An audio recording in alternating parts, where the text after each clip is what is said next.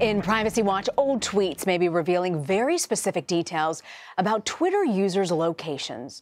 Wired released a report looking into this. It's titled, "Your Old Tweets Give Away More Location Data Than You Think," and it details how international researchers analyzed about 15 million geotagged tweets to find out what kind of data was actually available. Senior writer for Wired, Izzy Lepowski, wrote this story and joins us now on set. She's a CBS News contributor. Izzy, thank you very much for joining us. So researchers say that they were able to actually use this Twitter data and could actually predict your location. Can you explain that? Sure. So Twitter has enabled users to set their location when they tweet. So I could tweet right now and say, hey, I'm going on CBS and I'm in New York City. Well, prior to 2015, even if I said I'm in New York City, Twitter would reveal my exact GPS coordinate.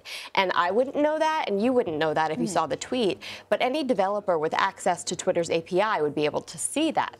So what these researchers have done is they've mapped out all of these coordinates for tens of thousands of Twitter users.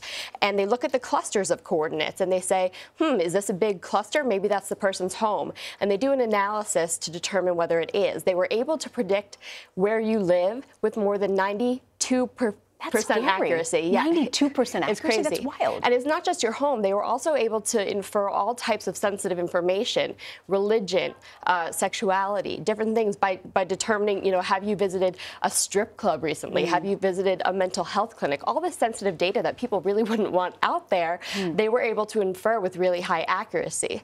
What did Twitter, Izzy, have to say about all this? Well, Twitter said we changed our policy in 2015. It's no longer like that. And furthermore, it's always been up to users to tell us their location at all. So they had hoped that users who shared their locations would have done the research to know exactly what they were sharing.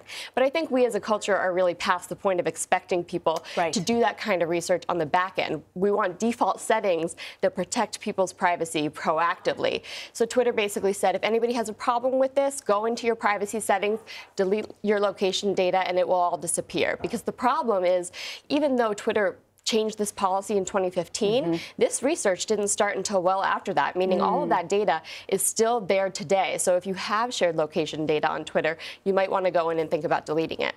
So if this was available to be deleted, why didn't users delete their data if it was voluntary, right? Right. Well, you might not have known, right? Yeah. Because if I'm somebody who's pretty privacy conscious, but maybe I wanted to brag about visiting Paris or wherever, maybe I wouldn't have known that not only was Twitter revealing that I was in Paris, but exactly where I was staying in Paris. And so you don't necessarily go to look in the help section if you don't know you need the help to begin with. So hopefully what these researchers are trying to do is really sound the alarm about this being out there. And what's kind of shocking to me is I spoke to a bunch of researchers about this, and they said this is common knowledge in the research community, but I don't think it is from a user standpoint. And how do you go back now? Do you just go into settings to delete them? Yes, you go in your privacy settings, and to Twitter's credit, it's very easy. It just says delete location data, and Twitter tells me that that also works retroactively on all the data that's available through the API. So it is very clear if you know where to look. But if someone's got your data, couldn't they hypothetically still potentially have it, and we just don't know? That's the problem, is that if your data's been out there for all these years prior to 2015 and certainly since then, anybody could have downloaded it and certainly, mapped out the most important aspects of your life. Do you think Twitter has just gamed out the fact that people aren't going to be mass deleting Twitter over this issue? They'll be upset for a little bit, they'll get over it. I mean, is this just the era we're in? Well, I think what Twitter's saying is we did change our ways. We didn't necessarily advertise it. We didn't broadcast, hey, you might want to think about deleting your location data, but we did change. And the researchers are happy about that. They're saying that was a really smart step, because what they found was when they deleted all the data from before 2015, they found that they could only map out about 1/15 of the user's location. So that means that Twitter's policy back then really made people extra vulnerable. So Twitter is a little bit patting itself on the back, saying that we did come to this realization. We wanted to make it more clear. Now, if you want to give your precise location, it's a two-step process. So first you say New York City, and then you have to say, Actually, I'm at CBS. And so they're trying to give users more control, but they say, of course, yes, we can always do better. You know, we keep doing these stories, and it doesn't give you a good feeling when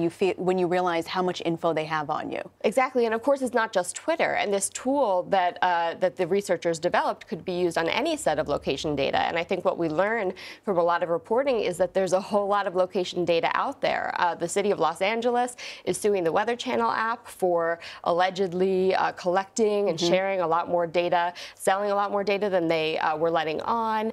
There was a big story this week on Motherboard about how mobile phone carriers are selling your location data to bounty hunters. And that's despite promises not to do that. So I think what we need to see is if these companies aren't going to regulate themselves, lawmakers have to step in and say that there are some boundaries as to what you can collect and what you can do with this data. Some days I do miss the rotary phone in my VCR. It was easier then. It was much easier. We didn't realize it. Yes. Izzy Lepowski, thank you very much for joining us. I appreciate it.